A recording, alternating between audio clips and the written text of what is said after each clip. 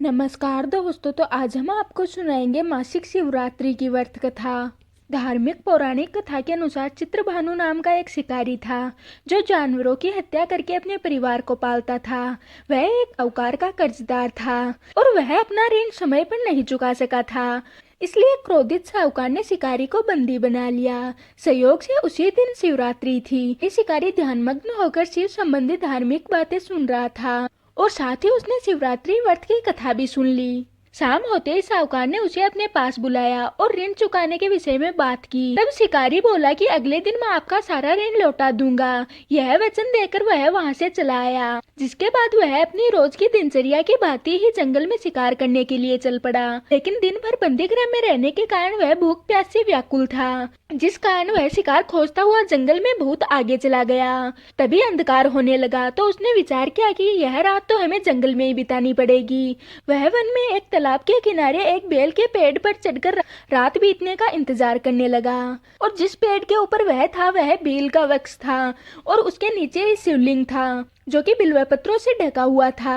शिकारी को उसका पता नहीं था। तो वृक्ष पर जगह बनाने के लिए उसने जो टहनियां काटी वह टहनियां संयोग से शिवलिंग पर गिर गई। इस प्रकार दिन भर भूखे प्यासे रहने से शिकारी का व्रत भी हो गया और साथ ही शिवलिंग पर बिल्व पत्र भी चढ़ गए।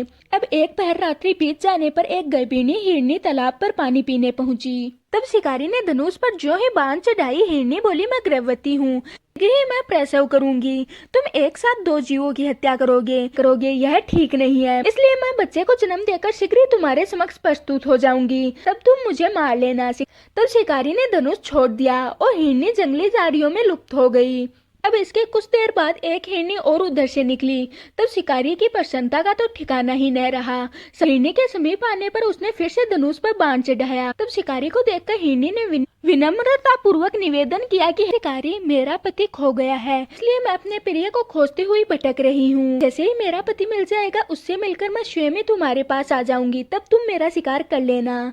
दो बार शिकार को खोकर उसका माथा ठनका। अब रात्रि का आखिरी पहर भी बीत रहा था। अब इस बार भी धनुष से लगकर कुछ बेलपत्र शिवलिंग पर जा गिरे। इस प्रकार दूसरे पहर की पूजा भी संपन्न हुई। इसके बाद सुबह हो गई। उपवास, रात्रि जागरण तथा शिवलिंग पर बेलपत्र चढ़ाने से अनजाने में ही पर शिवरात्रि की पूजा पूर्ण हो गई।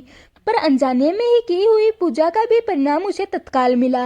शिकारी का हिंसक हृदय निर्मल हो गया, उसमें भगवंत शक्ति का वास हो गया। थोड़ी देर बाद ही वह मृग सहपरिवार शिकारी के समक्ष उपस्थित हो गया ताकि वह उसका शिकार कर सके। तो जंगली पशुओं की ऐसी सत्यता, सात्विकता एवं सामूहिक प्रेम भावना को देखकर शिकारी को बड़ी गलानी हुई। उसने मृग के परिवार को जीवन दान दे दिया। इस प्रकार अनजाने में शिवरात्रि के व्रत का पालन करने पर ही शिकारी को मोक्ष और शिवलोक की प्राप्ति हुई। तो ये थी शिवरात्रि व्रत की कथा। मैं आशा करती हूँ कि आज की हमारी वीडियो आपको पसंद आई होगी। अब हम मिलते हैं किसी और वीडियो के साथ।